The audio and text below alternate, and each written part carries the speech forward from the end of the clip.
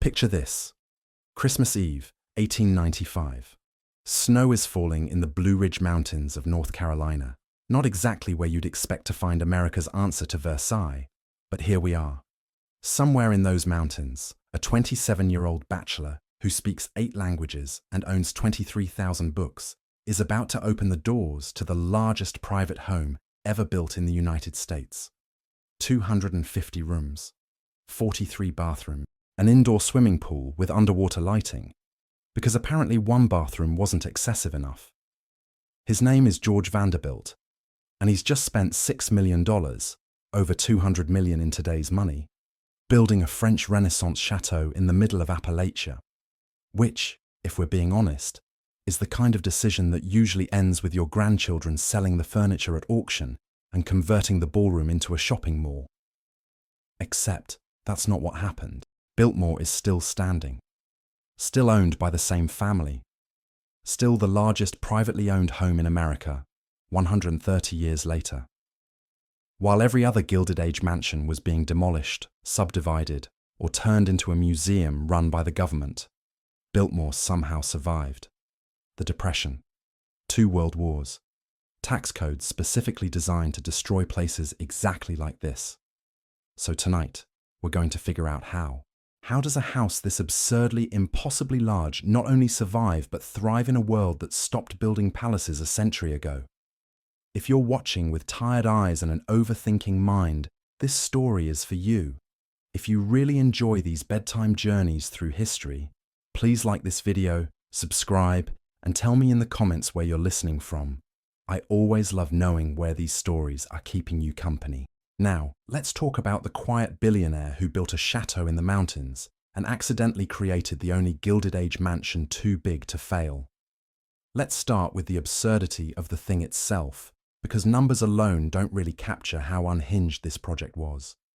Biltmore has 250 rooms, not 250 square feet, 250 rooms, 35 bedrooms, because apparently George Vanderbilt anticipated hosting the entire social register at once, 43 bathrooms, which in 1895 was the kind of indoor plumbing flex that would make your neighbors weep with envy, 65 fireplaces, because central heating is for peasants, and also because George actually did install central heating but still wanted the aesthetic of a medieval castle. The house covers 178 to 926 square feet, roughly 4 acres under one roof. For context, that's about the size of 3 Walmarts, except instead of discount groceries and fluorescent lighting, you get Flemish tapestries and a bowling alley. There are 3 kitchens, an indoor swimming pool, a bowling alley, a gymnasium, and a library containing 10,000 books. The banquet hall has a 70-foot-high ceiling. There's a pipe organ in the music room. The basement has its own wine cellar that could stock a restaurant for a decade. This is not a house. This is a small, very fancy village that one man decided to live in by himself. And here's the kicker. George built it in the mountains of North Carolina. Not Newport, Rhode Island, where all the other Vanderbilts were building their summer cottages. Not New York City, where you could at least justify the excess by proximity to society. Not Palm Beach, not the Hamptons, not anywhere remotely convenient or fashionable. North Carolina, the Blue Ridge Mountains, where the nearest railroad didn't even reach until George built his own dedicated line to transport construction materials. To put this in modern terms, imagine Jeff Bezos deciding to build a replica of Buckingham Palace in rural Montana, accessible only by a private road he had to construct himself, and you're starting to get the vibe. To build Biltmore, George employed over 1,000 workers for 6 years. He imported stonemasons from Italy, artisans from France, woodworkers from England, tile setters from Spain. He shipped in Indiana limestone by trainload, marble from Italy, oak from England, tiles from Spain. He built an entire brick factory on site just to supply the construction, because apparently ordering bricks like a normal person wasn't dramatic enough. The final cost was $6 million in 1895 money. Adjusted for inflation, that's over $200 million today. And that's just the house. That doesn't include the 125,000 acres of land George bought up around it, or the farms, or the forests, or the nurseries, or Frederick Law Olmsted's elaborate landscape design that basically involved rebuilding the entire surrounding ecosystem from scratch. This was not a practical decision. This was not a sound investment. This was a 27-year-old trust fund kid with unlimited money, 8 languages, and a very specific vision, deciding that if he was going to build a house, he was going to build the most house anyone had ever seen, and somehow, it's still standing. While the Breakers in Newport became a museum, while the Marble House was donated to a preservation society, while Cornelius Vanderbilt II's massive chateau on Fifth Avenue was demolished and replaced with a department store, while literally dozens of other Gilded Age palaces were torn down, sold off, or converted into college dormitories, Biltmore survived. So the questions we need to answer are: why did George build this insane thing in the first place? Why North Carolina? And how the hell did it not bankrupt everyone involved within a generation? Let's start with George. George Washington Vanderbilt III was born on November 14, 1862, into what was essentially American royalty. His grandfather, Cornelius Vanderbilt, the Commodore, had built a shipping and railroad empire so vast that at the time of his death, he was worth more than the entire United States Treasury. The family was so rich that Vanderbilt became shorthand for obscenely wealthy person who builds things normal people can't even imagine. But George was not your typical Vanderbilt. His older brothers were titans of industry, expanding the railroad empire, playing power games on Wall Street, building competing palaces in Newport to see who could out-ostentatious whom. George's older brother, Cornelius II, built a 130-room mansion on Fifth Avenue and another 70-room cottage in Newport. His brother William Kay built Marble House for his wife Alva, who used it primarily as a venue to throw parties so expensive they made other millionaires feel poor. George, meanwhile, collected books. He was shy, private, intellectual in a family of industrialists.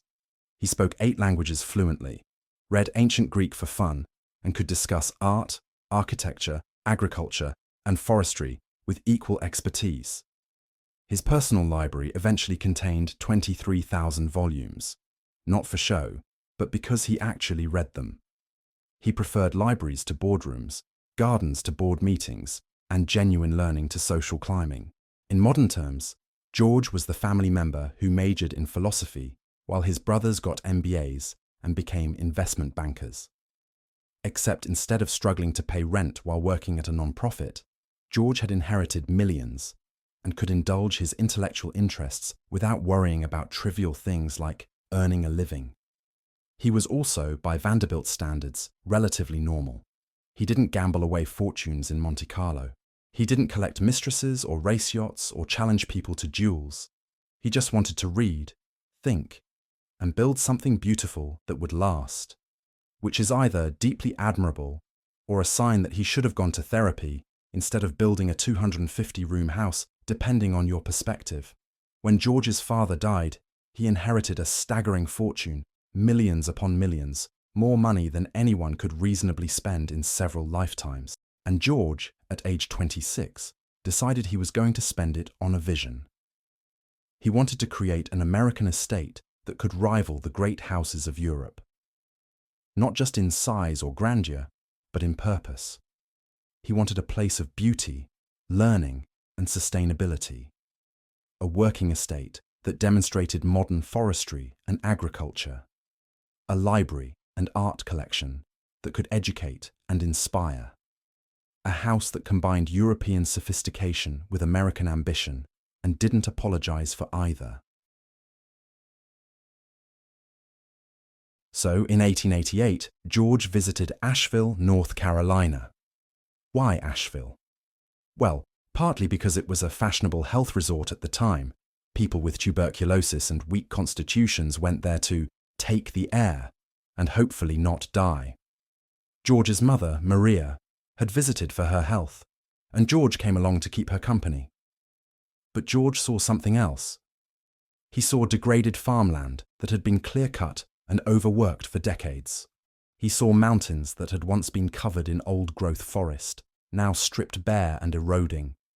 And instead of thinking, "What a shame," George thought, "I could fix this."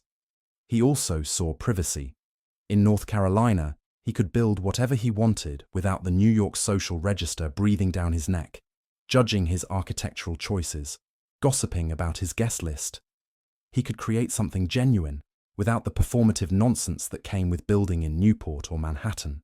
So George started quietly buying land. Lots of land. He dealt fairly with local farmers, paying reasonable prices, never forcing anyone to sell. Over time, he assembled 125,000 acres. That's nearly 200 square miles, an area larger than modern-day Atlanta. It was less country estate and more small European principality. And then he hired the best people he could find to help him build his dream. For forestry, he hired Gifford Pinchot, who would later become the first chief of the U.S. Forest Service. George wanted to implement scientific forestry practices, sustainable logging, reforestation, conservation, on a massive scale. This wasn't just about making the estate pretty. It was about proving that you could manage forests profitably while preserving them for future generations. This was a radical idea in the 1890s, when most people's approach to forestry was cut down all the trees, sell the lumber, move on, repeat. For the house, he hired Richard Morris Hunt, the most famous architect in America, the man who had designed the pedestal for the Statue of Liberty, among many other notable works. George told Hunt he wanted a French Renaissance chateau. Not a copy, not a pastiche, but an authentic interpretation of the great chateau of the Loire Valley, Blois, Chenonceau, Chambord, but scaled to American proportions and equipped with modern technology. Hunt, being Hunt, said, "Sure, let's build the biggest house in America in the middle of the mountains. Why not?" Construction began in 1889. George was 27 years old and unmarried. He was building this palace for himself, his books, and his dreams. And it was going to take 6 years, 1,000 workers, and $6 million to make it real. Here's the thing about building an authentic French Renaissance chateau in the mountains of North Carolina in the 1890s. It's completely insane. First, you need a design. Hunt based Biltmore on the great chateau of the Loire Valley, incorporating elements from multiple sources to create something that felt authentically French, but was distinctly George's. The central spine of the house is 780 feet long. That's more than 2.5 football fields, for reference. The facade is Indiana limestone, because George wanted that pale, elegant look of French stone, but also needed something that could withstand North Carolina weather. Then you need materials. Indiana limestone, yes, but also marble from Italy for the floors, oak paneling from England for the libraries and dining rooms, tiles from Spain for the roofs and floors, tapestries from Flanders, plasterwork by French artisans, stained glass from who knows where. Every material had to be sourced, shipped, and transported up a mountain to the construction site, because there were no local suppliers for 16th century French chateau components in Asheville. George built a dedicated 3-mile railroad spur just to get materials to the site. He established a brick factory, a woodworking shop, and a stone-cutting yard on the estate because it was easier than importing everything. The logistics alone were staggering. This was the 1890s equivalent of trying to build a Tesla factory on Mars. Technically possible, but requiring resources and determination that bordered on the delusional. And then there's the modernity hidden inside all this historical grandeur. Biltmore had electricity, generated by the estate's own power plant, because the local grid didn't reach that far, and George wasn't about to live by candlelight like some medieval peasant. Central heating, because while 65 fireplaces are lovely for ambiance, they're not actually sufficient to heat 178,926 square feet in winter. Hot and cold running water in all 43 bathrooms, which in the 1890s was basically science fiction. Mechanical refrigeration in the kitchens, fire alarms, an intercom system so you could communicate across the house without hiring a messenger. Multiple elevators, because climbing stairs in a house this size would burn more calories than anyone could reasonably consume at dinner. This was George's genius. He wanted Biltmore to look like a 16th century chateau, but function like a modern palace. He wasn't interested in period cosplay or historical reenactment.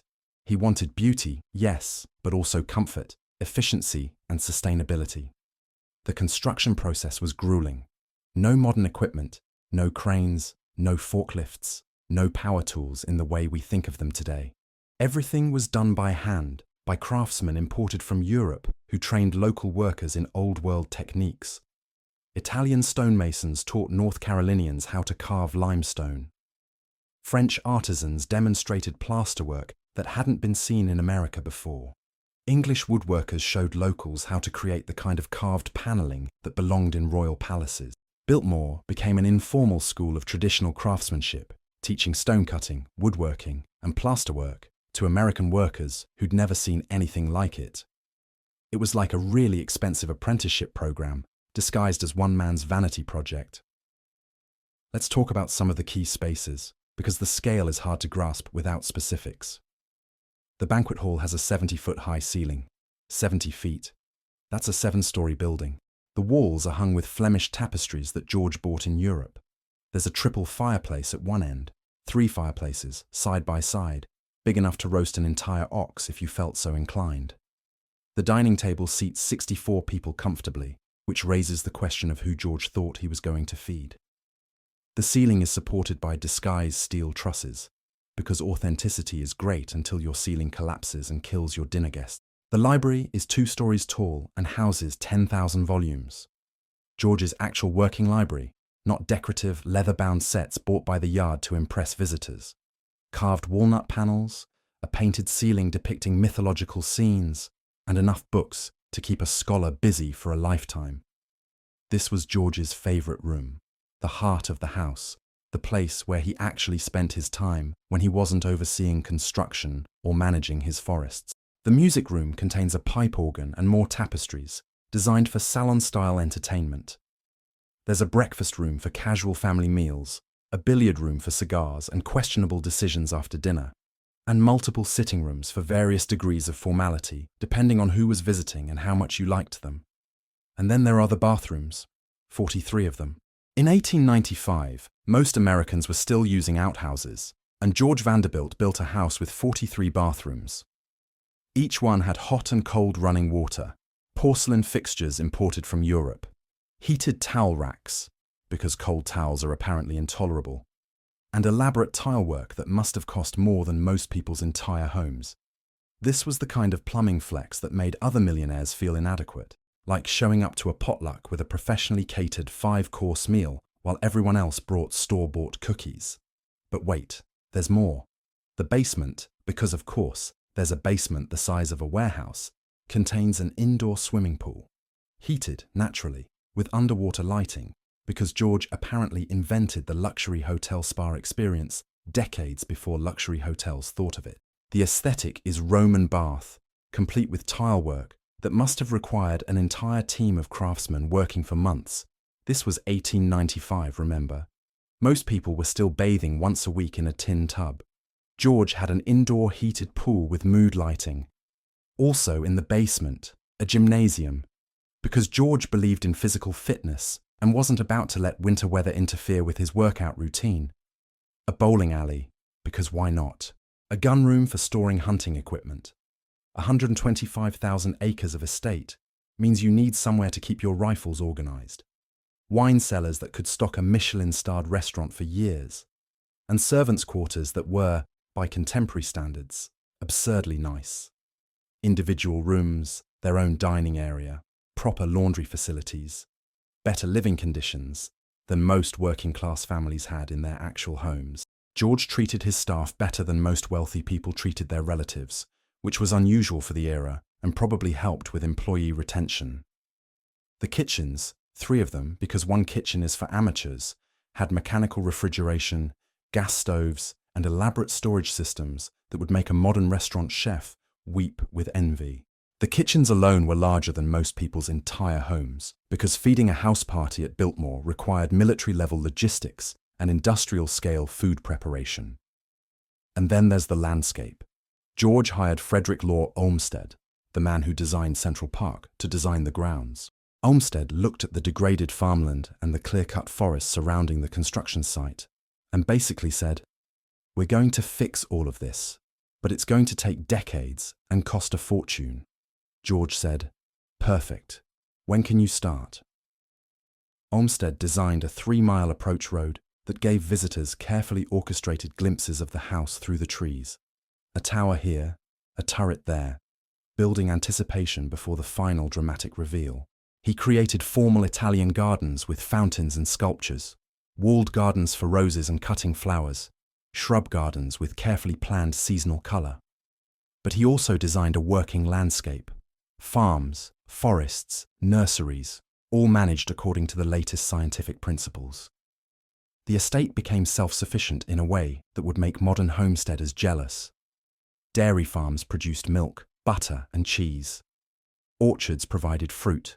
Vineyards, yes, vineyards, because George was determined to prove that North Carolina could grow grapes as well as France, produced wine that was apparently drinkable, if not exactly Bordeaux quality.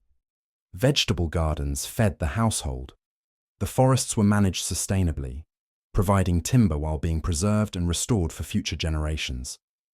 This wasn't just a mansion, it was an experiment in sustainable living, land management, and conservation, all disguised as one rich guy's French chateau fantasy. Construction took 6 years. $6 million spent on the house alone, not counting the land, the farms, the forests, the approach road, or Olmsted's landscape work. And on Christmas Eve, 1895, George Washington Vanderbilt finally opened the doors to Biltmore House. He was 33 years old, still unmarried, living alone in 250 rooms with his books, his art collection, and his very expensive dreams. And for the first few years, that's exactly what he did. Arriving at Biltmore as a guest in the late 1890s must have been a surreal experience, like being invited to someone's house and discovering they actually live in Disneyland. You'd arrive by train, George's private train naturally, and then transfer to a carriage for the 3-mile approach road through the estate. As you rode through the grounds, you'd catch glimpses of the house through the trees. A tower here, a turret there, massive limestone walls rising from the mountainside like something out of a fairy tale or a fever dream. And then you'd round the final curve and see it, the full facade of Biltmore House. 4 acres of French Renaissance architecture plopped down in the middle of Appalachia, looking like it had been teleported directly from the Loire Valley by some very confused wizard. Gargoyles leering from the roofline, windows stretching up 7 stories. A chateau so large and so improbable that your first thought would probably be, did George lose a bet? You'd enter through the winter garden, an indoor garden with a glass ceiling, palm trees imported from God knows where, a fountain, and enough humidity to make you forget you were in North Carolina. This was your introduction to Biltmore. Excessive, beautiful, slightly absurd, and utterly confident in its own grandeur. George's guests were an interesting mix. There were writers like Edith Wharton and Henry James who probably took mental notes for future novels about wealthy eccentrics and their absurd houses. Edith Wharton was writing about Gilded Age excess, and here she was, staying in the physical embodiment of it. Research couldn't get better than this. There was Alice Roosevelt, Theodore Roosevelt's daughter, who was famously unimpressed by most things but apparently enjoyed Biltmore enough to visit. John Singer Sargent came to paint portraits. Because if you're going to have 250 rooms, you might as well fill them with art. But George also invited scientists, forestry experts, and agricultural specialists, people who wanted to study his conservation work, rather than just gawk at his house. Biltmore became a demonstration project for scientific land management, attracting serious scholars alongside social visitors. Activities at Biltmore included hunting parties. 125,000 acres provided ample opportunities to shoot things. Elaborate dinners in the banquet hall where you ate off china and tried not to feel intimidated by the 70-foot ceiling, billiards and cigars in the billiard room, and long conversations in the library surrounded by 10,000 books. Christmas was celebrated with full Victorian grandeur. Evergreen garlands everywhere, a massive Christmas tree in the banquet hall, we're talking 30 feet tall because George didn't do anything by halves, and musical performances on the pipe organ. Imagine a Christmas party where the venue is larger than your entire neighborhood and the decorations cost more than your house. Family visits were sometimes complicated. George's mother, Maria, had supported his vision for Biltmore, but she died in 1896, just a year after the house was completed. She never got to see the estate fully realized, which must have been devastating for George. His brothers visited occasionally, though they probably wondered why George had built his palace so far from civilization when perfectly good mansions existed in Newport, where you could actually socialize with other rich people. But that was exactly why George chose North Carolina. He didn't want the social circus. He wanted privacy, beauty, and purpose. As the 1890s wore on, George was approaching 40 and still unmarried. He was living alone in 250 rooms, surrounded by books and beauty and carefully managed forests, hosting guests occasionally, but mostly just existing in this enormous space he'd created. It was magnificent and probably profoundly lonely. That was about to change. In 1898, George Vanderbilt was in Paris. He was 36 years old, wealthy beyond measure, owner of the largest home in America, and profoundly lonely. At a social gathering, he met Edith Stuyvesant Dresser. Edith was 32, a widow from an old New York family. Her first husband had died young, leaving her with no children, but considerable social experience and a level of worldliness that George lacked. Unlike George, who was shy and bookish and preferred forest to people, Edith was outgoing, confident, and comfortable in social situations. She spoke multiple languages, had traveled extensively, and possessed the kind of practical social intelligence that George desperately needed. They fell in love. Not a Gilded Age marriage of convenience, not a merger of fortunes or family names, not a strategic alliance between dynasties. Actual love. George, the quiet intellectual who had built a palace for his books, found someone who understood him. Edith, who had seen enough of high society to know it was mostly performance and very little substance, found someone genuine. They were married in Paris in June 1898. Edith became the mistress of Biltmore House, and everything changed. Here's the thing about George. He was brilliant at vision and terrible at practical management. He could design a sustainable forestry program that would influence American conservation policy for generations. He could curate a library. He could commission art and architecture, but he couldn't negotiate with suppliers, manage household budgets, or run an estate efficiently. He was the ideas guy, not the operations guy. Edith was the operations guy. She understood immediately that Biltmore was hemorrhaging money. The house required an enormous staff, dozens of servants, gardeners, groundskeepers, farm workers, forestry employees. The farms were producing food, yes, but not profitably. The forests were being managed sustainably, which meant they weren't being harvested aggressively enough to generate significant revenue. The whole operation was a beautiful, idealistic money pit that was slowly draining George's fortune. Edith made subtle changes. She negotiated better deals with suppliers, not penny pinching, but smart purchasing. She improved agricultural efficiency, making the farms more productive without sacrificing George's vision of sustainability. She reduced staff where possible, carefully cutting positions that weren't essential without gutting the household's ability to function. She made Biltmore operate like an actual estate, not just a monument to George's vision. And in August 1900, Edith gave birth to a daughter, Cornelia Stuyvesant Vanderbilt. For George, these were the happiest years of his life. He had his beloved home, his wife, his daughter, his books, his forests. He had created something beautiful and sustainable, and now he had a family to share it with. He could show Cornelia the forests he was restoring, the books he loved, the art he'd collected. He could pass on his vision to the next generation. He died in 1914. George's health had been declining for months. In March 1914, he underwent emergency appendectomy surgery in Washington, D.C. He didn't survive the operation. He was 51 years old. Edith was 49, suddenly widowed for the second time, left with a 13-year-old daughter and an estate that was financially unsustainable. Biltmore was costing far more to maintain than it generated in revenue. The forests and farms were productive, yes, but not profitable enough to support a 250-room mansion with dozens of staff and constant maintenance needs. The world was also changing. World War I would begin just months after George's death, and the old Gilded Age order, the world of private railroads and inherited fortunes and 250-room mansions built purely because you could, was about to be blown apart by machine guns, poison gas, and the realization that maybe extreme wealth inequality wasn't actually sustainable. Edith had a choice: sell Biltmore, walk away, and live comfortably on whatever remained of George's fortune, or fight to save it. She chose to fight. And that decision is why Biltmore still exists today. World War I changed everything. The old order, the world of private palaces and unlimited fortunes, and the assumption that wealth would last forever, was shattered. Europe descended into brutal, senseless carnage.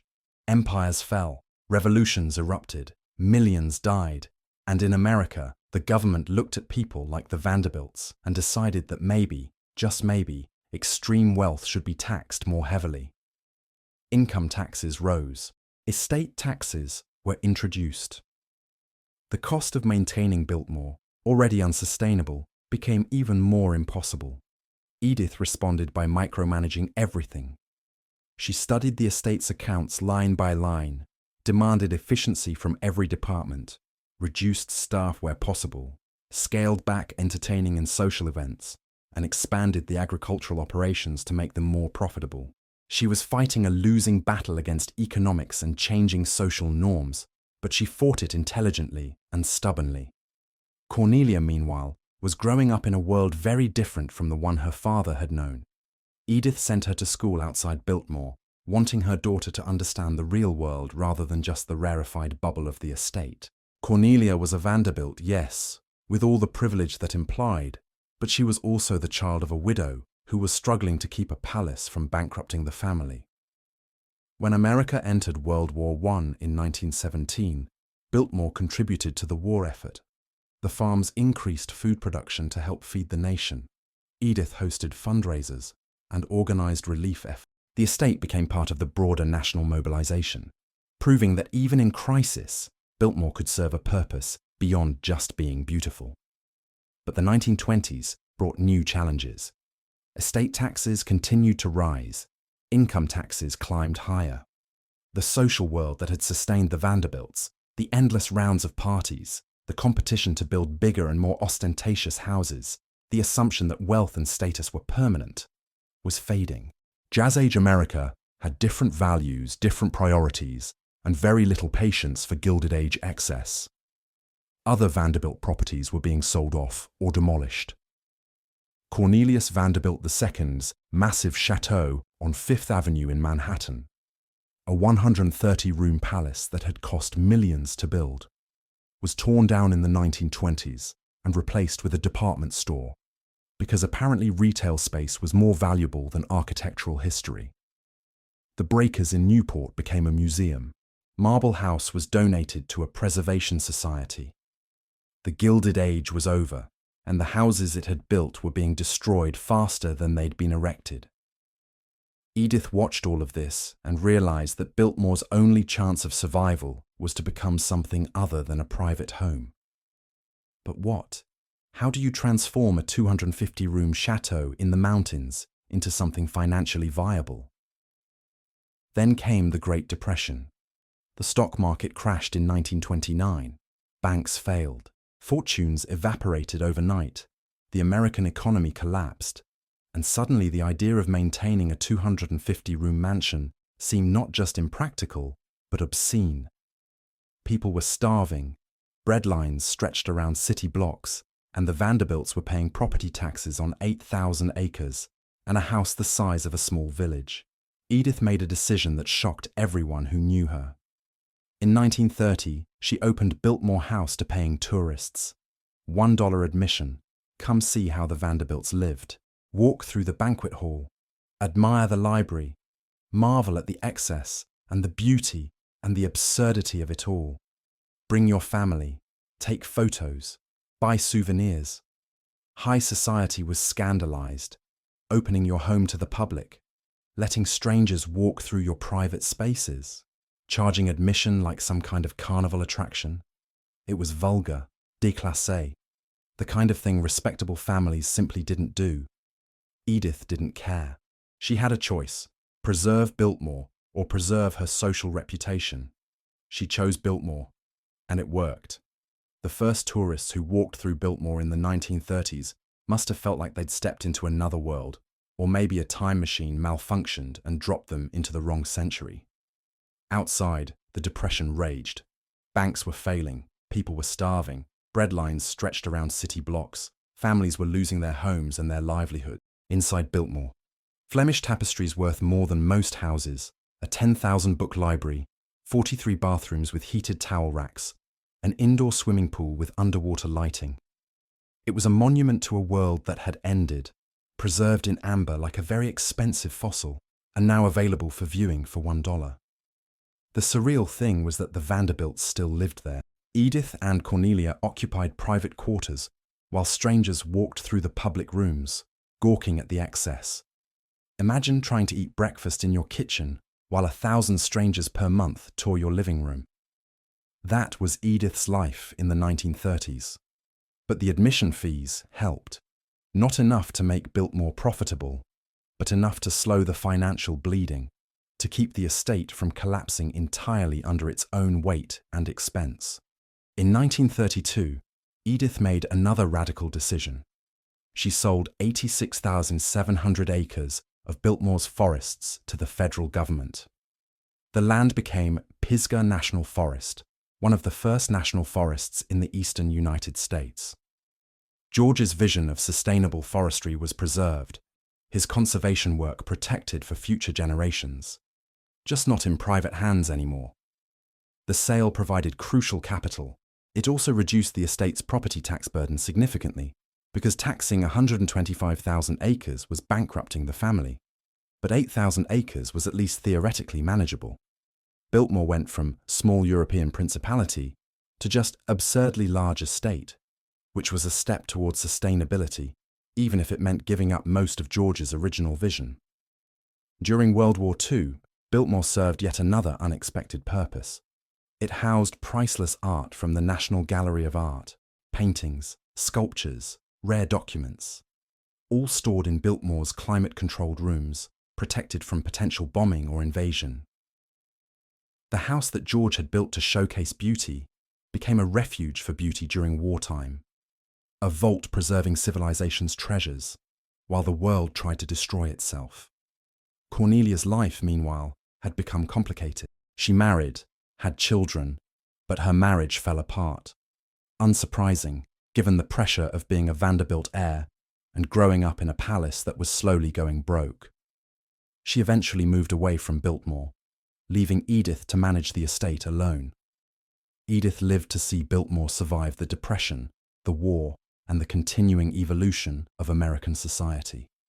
She died in 1958 at the age of 92, having outlived George by 44 years. She had spent decades fighting to preserve what her husband had built, making painful compromises, adapting constantly, never giving up. When Edith died, Biltmore was still in family hands. Damaged, compromised, no longer purely a private home, no longer sitting on 125,000 acres of forest, but alive, functioning, surviving. George's grandson, William A.V. Cecil, took over Biltmore's management in the 1960s. He was in his early 30s, facing the same question that had haunted his family for decades. What do you do with a 250-room house in a world that stopped building palaces a century ago? He could sell, walk away, liquidate the estate, pocket whatever money remained after taxes, and live comfortably doing literally anything else. That's what most people would have done. That's what made financial sense. But William chose evolution instead. He recognized that Biltmore couldn't survive as just a historic house museum. The admission fees from tourism helped, yes, but they weren't enough. The estate needed to become a business, multiple businesses actually, all designed to generate revenue while preserving the estate's historic character and George's original vision. So Biltmore became a winery, Remember George's vineyards? His insistence that North Carolina could grow grapes as well as France. Turns out he was right. The Biltmore Estate winery opened in 1985 and became one of the most visited wineries in America. Not because the wine was necessarily better than California or French wines, but because people wanted to drink wine in a French chateau in North Carolina, which is exactly the kind of absurd experience tourists pay money for. Then Biltmore became a luxury hotel. The Inn on Biltmore Estate opened in 2001, offering guests the chance to stay on the grounds in modern comfort, air conditioning, Wi-Fi, actual beds designed in this century, while experiencing the estate's grandeur. You couldn't stay in the main house, the Vanderbilt descendants still lived there, but you could stay close enough to feel like visiting royalty, or at least visiting wealthy people who could afford $400 per night hotel rooms. Then came the restaurants, multiple dining options, from casual cafes to upscale establishments, all serving estate-grown products where possible.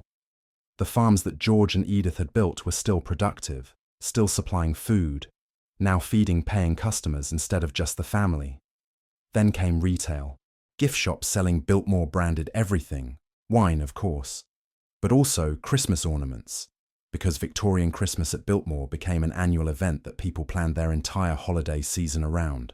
Furniture reproductions, books, chocolates, you name it. If you could slap Biltmore Estate on it and sell it, they did. And the events,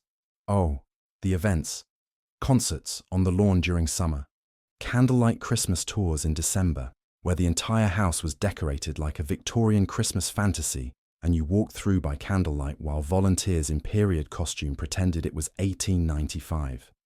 Spring garden tours, when Olmsted's landscaping was in full bloom, wine tastings, estate tours, behind-the-scenes tours for people willing to pay extra, weddings. Because if you're going to get married, why not do it at America's largest mansion? Every event, every tour, every bottle of wine, every hotel room, it all generated revenue that went back into maintaining the estate. And maintaining Biltmore is, to put it mildly, expensive. The roof alone costs millions to maintain. Original slate tiles from the 1890s that need constant attention and occasional replacement. Climate control systems to preserve the tapestries and furniture without damaging them with modern HVAC. Fire suppression systems that have to protect a national historic landmark without being so obvious that they ruin the aesthetic. Security systems. Insurance. Insuring a 178,926 square foot house filled with priceless art is apparently quite costly. Who knew? The estate employs hundreds of people year-round. Groundskeepers maintaining Olmsted's landscape. Tour guides. Hotel staff. Restaurant workers. Winery employees. Administrative staff managing the complex web of businesses that keep Biltmore functioning. Preservation specialists repairing tapestries, maintaining furniture, conserving art. This is not a hobby. This is a full-scale business operation disguised as a historic house. And the current generation of Vanderbilt descendants is still involved, still making decisions, still fighting the same battle that Edith fought, how to preserve this impossible house in a world that has no use for private palaces. The estate taxes alone required decades of planning. When William Cecil died in 2017, the estate had to be transferred to the next generation without being sold off to pay inheritance taxes. This required trusts, foundations, conservation easements, legal structures so complex they'd make a tax attorney weep with either joy or despair, depending on which side of the paperwork they were on. Because here's the thing about inheriting a 250-room mansion. The IRS doesn't care that it's a National Historic Landmark, or that your great-great-grandfather built it, or that you can't actually sell it without destroying your family's legacy. They just see an asset worth hundreds of millions of dollars, and they want their cut. So the Cecil family has to plan generations in advance, setting up structures that will allow Biltmore to pass to the next generation without being liquidated to pay taxes. It's like playing chess against the federal government, except the game lasts 50 years and if you lose, your great-grandfather's dream gets sold to a developer who turns it into luxury condos. But here's what's remarkable. It works. Biltmore generates enough revenue from its various businesses to sustain itself. The winery is profitable. The hotel is profitable. Tourism is profitable. The restaurants, the retail, the events, all of it contributes to keeping the estate functioning, the buildings maintained, the legacy preserved. Over 1 million people visit Biltmore each year. They walk through the same rooms where George read his books, where Edith fought to save the estate, where Alice Roosevelt and Edith Wharton once visited. They see the same tapestries, the same library, the same absurd grandeur that George created because he believed in beauty, sustainability, and purpose. George wanted to prove that you could manage land profitably while preserving it for future generations. He wanted to create beauty that would last. He wanted a library, an art collection, a dream made real in limestone and marble and French Renaissance architecture. He got all of it, but in a form he never could have imagined. Biltmore isn't purely private anymore. It's not entirely a home. The Cecil family still has private quarters, but most of the house is open to tourists. It's become a business as much as a legacy, a revenue-generating operation as much as a historic treasure. But it's alive, functioning, evolving, serving over 1 million visitors each year who come to marvel at the absurd grandeur of what one quiet billionaire built in the mountains because he had a vision and the fortune to make it real. So what's the secret? How did Biltmore survive when every other Gilded Age palace failed? It wasn't just luck, though timing certainly helped. It wasn't just money, though having Vanderbilt-level wealth to start with definitely gave them more runway than most people get. The secret was adaptation. George built something beautiful but financially impractical, a 250-room palace in the mountains that cost a fortune to maintain and generated almost no revenue. It was a monument to vision and idealism, but not to practical economics. Edith made it functional. She cut costs without destroying George's vision, ran the estate efficiently, made painful compromises when necessary. She opened the house to tourists when society said it was vulgar, because she understood that Biltmore's survival was more important than social approval. William Cecil and subsequent generations made it profitable. They turned the estate into a business, wineries, hotels, restaurants, retail, while preserving its historic character. They adapted constantly, adding new revenue streams, finding new ways to make Biltmore relevant to contemporary visitors who had no memory of the Gilded Age but were willing to pay money to experience it. Each generation faced the same existential question: sell or adapt. And each generation chose adaptation, no matter how painful, no matter how much it compromised the original vision. They could have sold to a hotel chain. They could have donated the entire estate to the National Park Service and walked away. They could have subdivided the land, sold the art collection, auctioned off the furniture, and lived comfortably on the proceeds for generations. Instead, they chose the harder path. They chose to preserve something larger than themselves, even when it meant opening their home to strangers, even when it meant running a complex business operation, even when it meant spending their lives fighting to maintain a palace that the world no longer built or understood. The other secret: family.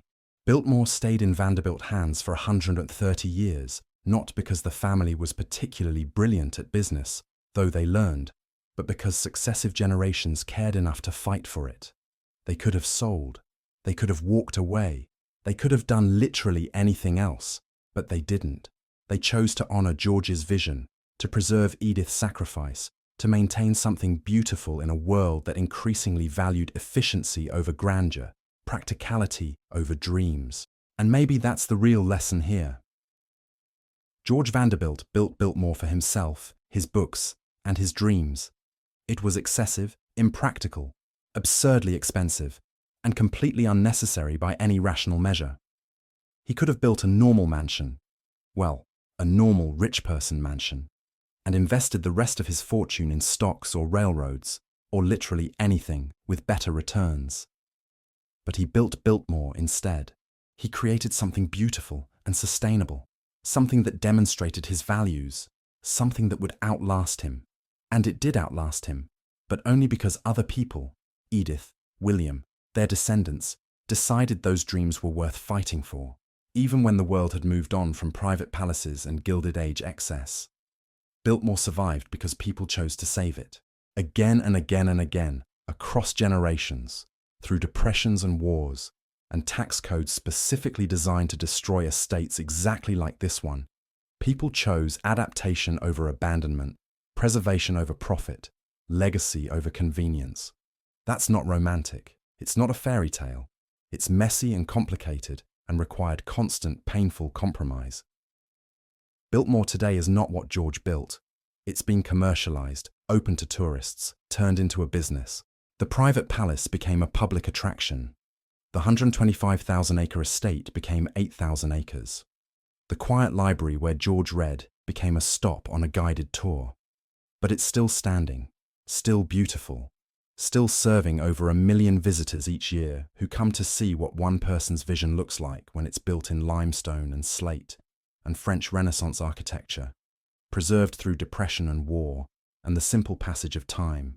Still the largest privately owned home in America, 130 years after George opened the doors on Christmas Eve 1895 and wondered if anyone would ever visit. They did visit. They're still visiting. And if the current generation manages the same impossible balancing act as their predecessors, preserving history while generating revenue, honoring tradition while adapting to modernity, people will still be visiting 130 years from now. That's how you build something too big to fail. You make it beautiful enough that people want to save it, practical enough that it can sustain itself, and meaningful enough that generations of descendants choose to fight for it rather than walk away. George built a palace in the mountains because he believed in beauty, sustainability, and purpose. His descendants turned it into a business because they believed in survival. Both were right. And that's why, against all odds and economic logic and the fate of every other Gilded Age mansion, Biltmore is still here. Good night.